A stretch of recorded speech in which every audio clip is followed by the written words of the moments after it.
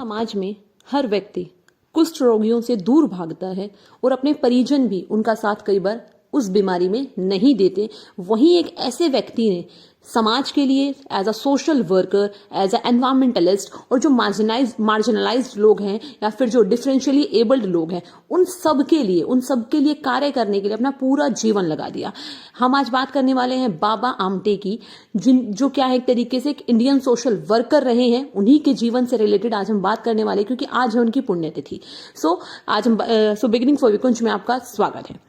अगर हम बाबा आमटे की बात करें तो सबसे पहले अगर मैं इनके नाम की बात करूं तो इनका पूरा नाम है मुरलीधर देवीदास आमटे, जिनको कि हम बाबा आमटे के नाम से ज्यादा जानते हैं क्योंकि उनके कामों की वजह से ही क्या है। और वैसे तो बाबा उनको जो बचपन में ये नाम मिल गया था, but Baba Amte as a social worker उनको ये नाम मिला था बाद में।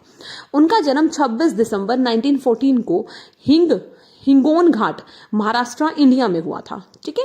देन उसके बाद अगर हम बात करें तो उनकी डेथ आज ही के दिन दैट मीन्स 9 फरवरी 2009 में हुई थी। 94 साल की उम्र में उनकी मृत्यु हो गई थी, आनंद वन, महाराष्ट्र, इंडिया में। आनंद वन क्या है वो मैं आपको जरूर बताऊंगी। एजुकेशन की बात करें तो वो BA LLB थे और वो एक बहुत ही कह सकते हो रिच फैमिली से, एक अच्छी वेल्दी फैमिली से बिलोंग करते थे, एक लैंड ओनर फैमिली से बिलोंग करते थे। और ये कहा जाता है कि वो इतने ज्यादा रिच थे कि उनके कपड़ों को देखकर, उनके जूतों को देखकर, उनके रहने को देखकर, लाइक कहते नहीं है कि कोई बच्चा चांदी की चम्मच मुंह में लेके पैदा होता है, सिंपली लाइक दैट, कि वो कुछ इसी तरीके की एक पूरी फुली एलाइट फैमिली से वो बिलोंग करते थे। बट स्टिल उन्होंने उस सारे ऐशो आराम को छोड़कर, जिन्होंने अगर क्या नाम है बाबा आमटे की पिक देखी हो जहां वो कुटिया में लेटे हुए हैं, तो कोई भी नहीं कह सकता कि वो इतनी रिच फैमिली से बिलोंग करते हैं। बट उन्होंने अपने सारे ऐशो आरामों को त्याग कर एक एज अ सोशल वर्कर काम करना शुरू किया और एज अ सोशल वर्कर उन्होंने अपनी एक अलग पहचान, ये कह सकते हो हमारे पूरे इंडिया क्या वर्ल्ड में बनाई है। क्लियर। इसके अलावा अगर हम बात करें तो एज अ लीगल, जैसे कि मैंने आपको बताया कि वो BA LLB थे, तो हमने अपनी जो लीगल प्रैक्टिसेस है वो वर्धा में उन्होंने कंप्लीट की थी सक्सेसफुली, उन्होंने वहां पर वो की थी अपनी।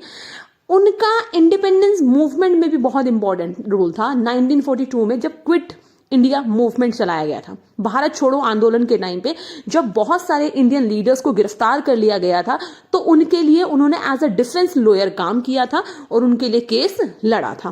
क्लियर। किस टाइम पे? क्विट इंडिया मूवमेंट के टाइम पे।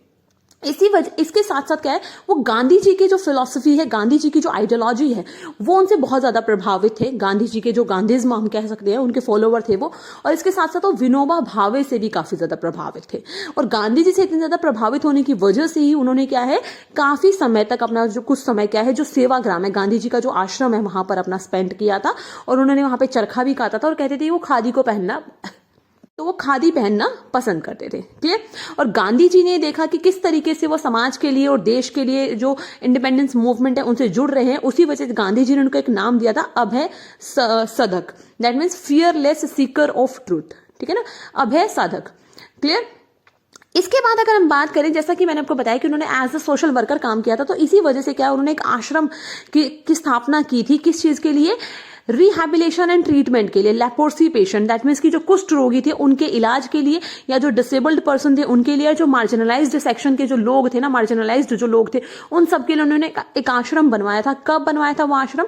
उन्होंने और उनकी वाइफ ने यह आश्रम 15 अगस्त 1949 को बनाया था। उनकी वाइफ का नाम था साधना आमटे। वैसे नाम उनका कुछ और था, बट उनकी वो भी एक ऐसा सोशल वर्कर काम करती थी इनके साथ, तो उनको हम साधना आमटे के नाम से जानते हैं। तो उन्होंने एक आश्रम की शुरुआत की थी, उसका नाम था आनंद वन। ये एक आश्रम सिर्फ एक पेड़ के नीचे से, उन्होंने एक छोटी सी कुटिया से इस आश्रम की शुरुआत की थी, सिर्फ एक छोटी सी कुटिया से। वहां पर वो क्या करते थे, जो भी लेप्रोसी के जो पेशेंट थे, दैट मींस जो कुष्ठ रोगी थी, उनकी सेवा करते थे। ठीक है, उनको मेडिकल ट्रीटमेंट देते थे। और इसी के साथ साथ सिर्फ ऐसा नहीं था वो उनका इलाज करते थे, उनको ये कह सकते हैं आप कैपेबल बनाते थे। ठीक है ना, उनको कृषि की बहुत सारी एक्टिविटीज में लगाते थे। ये कहा जाता है कि जो उनका आनंद वन जो ये उनका आश्रम है, वहां पर वो हर तरीके की जो फल सब्जियां हैं वो उगाते थे। उनके आश्रम के लिए सारी फल सब्जियां वो खुद ही उगाते थे, वहां रहने वाले लोग। और हैंडीक्राफ्ट का काम भी करते थे। दैट मीन्स कि उनको कर्म योगी बनाते थे वो। ठीक है ना, कि वो उनसे ये कह सकते हो कि उनका एक विश्वास जगाते थे, जिससे कि वो बीमारी से भी लड़े और अपने पैरों पर खड़े हो सके। तो इन्होंने बहुत अच्छा काम किया था। इसके अलावा उन्होंने 2 और आश्रम भी उन्होंने बाद में खुलवाए थे, जिसका कि नाम है सोमनाथ और अशोक वन। ये भी उन्होंने खुलवाए थे। और सिर्फ जैसा कि मैंने आपको बताया कि एज अ सोशल वर्कर ही नहीं, एज अ एनवायरमेंटलिस्ट भी उन्होंने काम किया था, मार्जिनलाइज्ड लोगों के लिए भी काम किया था। तो इसी को लेकर क्या 1973 में उन्होंने लोक बिरादरी प्रकल्प, एक क्या नाम है कह सकते हो एक फाउंडेशन की स्थापना की थी। किसके लिए? मडाई गोंड ट्राइबल लोगों के लिए। क्लियर? देखो, उन्होंने जो लेप्रोसी के जो पेशेंट थे ना, उनका इलाज करना कब शुरू किया था, वो बताते हैं कि एक बार वो कहीं पे जा रहे थे तो उन्होंने देखा था कि बारिश में एक क्या है कुष्ठ रोगी खड़ा था और कोई भी उनकी सहायता करने को तैयार नहीं था। तब उन्होंने सोचा कि अगर मैं इस प्लेस पे होता, इनके प्लेस पे होता तो क्या होता। तो तब जाकर उनको खुद भी रियलाइजेशन हुआ, तो उन्होंने क्या है उसी टाइम पीरियड से क्या है इन लोगों की सेवा करना शुरू कर दिया था। क्लियर? इसके अलावा क्या है, इन्होंने एक और बहुत बड़ा मूवमेंट चलाया था, लॉन्च किया था 1985 में, निट इंडिया मिशन, भारत जोड़ने का मिशन, भारत को एक तरीके से एक सूत्र में, एक धागे में पिरोने का मिशन। 72 साल की उम्र में इन्होंने क्या है कन्याकुमारी से कश्मीर तक 3000 माइल्स की पूरा ये समझ लो पूरी यात्रा की थी अपने 116 यंग फॉलोवर्स के साथ। और इसके 3 साल बाद उन्होंने दूसरी अपनी एक और मार्च की थी असम से लेकर गुजरात तक 1800 माइल्स।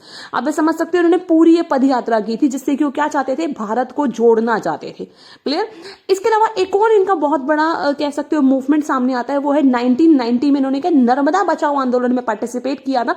और इसी के लिए उन्होंने उस टाइम पीरियड पे तो अपने आश्रम को, जो उनका आनंद वन था, उस आश्रम को छोड़कर ये नर्मदा नदी के किनारे पे ही रहे थे। और इन्होंने सेव नर्मदा जो एक आंदोलन था ये उससे जुड़े थे, जिसको कि चलाया था किसने, मेधा पाटकर ने, उससे भी ये जुड़े थे। क्यों चलाया था? क्योंकि ये जो वहां पे नर्मदा नदी पे जो सरदार सरोवर डैम बनाया जा रहा था, उसकी वजह से काफी सारे लोकल लोगों को वहां से डिस्प्लेस किया गया था, बट उनके सही तरीके से रहने का अरेंजमेंट नहीं हुआ था और उस डैम के बनने से एनवायरमेंट को काफी ज्यादा नुकसान होना था। क्लियर? आज अगर हम बात करें इनके आनंद वन आश्रम की, तो कहते हैं 250 एकड़ के कैंपस में पूरा आश्रम आज फैला हुआ है। 1949 से 51 के बीच में इन्होंने इतना डेवलपमेंट कर लिया था। वहां पे आनंद वन आश्रम, 2 हॉस्पिटल, एक यूनिवर्सिटी, एक ऑर्फनेज और इसके अलावा स्कूल भी है ब्लाइंड लोगों के लिए। जिस पर्सन की मैंने बात की थी वो थे तुलसीराम, जिन्होंने उनकी पूरी लाइफ बदल दी और उसी के बाद से उन्होंने क्या, जो कुष्ठ रोगी थी उनकी सेवा में अपना पूरा जीवन लगा दिया। सिर्फ वही नहीं, उनके परिवार के जो उनके 2 बेटे हैं वो भी क्या करते हैं, इसी तरीके से क्या है लोगों के भले के लिए काम करते हैं। और वो डॉक्टर्स हैं तो लोगों का फ्री में मुफ्त में इलाज करते हैं उनके आश्रम पर, और जो भी उनके बाकी आश्रम है उन सभी पर। उनके इतने महान कार्यों की वजह से उनको काफी सारे अवार्ड्स भी मिले हैं हमारे भारत सरकार और विदेशों की तरफ से भी। अगर मैं बात करूं तो 1971 में उनको पद्मश्री से सम्मानित किया गया था। 1986 में उनको पद्म विभूषण दिया गया था। इससे पहले इनको 1985 में रमन मैग्सेसे अवार्ड दिया गया था for public service. Raman Magsaysay award बहुत मायने रखता है। 1988 में इनको united nation prize in the field of human rights दिया गया था। 1979 में इनको जमन लाल बजाज अवार्ड दिया गया था। 1991 में इनको आदिवासी सेवक अवार्ड, क्योंकि इन्होंने एक आदिवासी आंदोलन चलाया था। 1999 में इनको गांधी पीस प्राइज, 2004 में इनको महाराष्ट्र भूषण अवार्ड दिया था महाराष्ट्र गवर्नमेंट ने। नेक्स्ट है 1978 में इनको राष्ट्रीय भूषण दिया गया था और 1980 में इनको ND दीवान अवार्ड दिया गया था।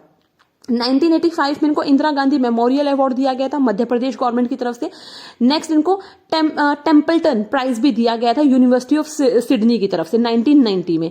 1998 में इनको सावित्रीबाई फूले अवार्ड दिया गया था। 1988 में इनको federation of Indian chambers of commerce and industry award दिया गया था, FICC अवार्ड। क्यों? क्योंकि इन्होंने क्या है, जो डिसेबल्ड पर्सन थे उनको ट्रेनिंग देने का काम किया था और प्लेसमेंट देने का काम किया था, तो उस फील्ड में उन्होंने बहुत ज्यादा आउटस्टैंडिंग काम किया था, जिसकी वजह से उनको सारे सम्मान दिए गए हैं। तो आप समझ सकते हो कि इनका जीवन कितना ज्यादा कह सकते हो मोटिवेशन से भरा हुआ है और इनके अलावा भी इनको बहुत सारे अवार्ड्स मिले हैं। अगर आपको वीडियो अच्छी लगी तो प्लीज वीडियो को लाइक करें, शेयर करें और चैनल को सब्सक्राइब करना ना भूलें। So thanks for watching and good luck student.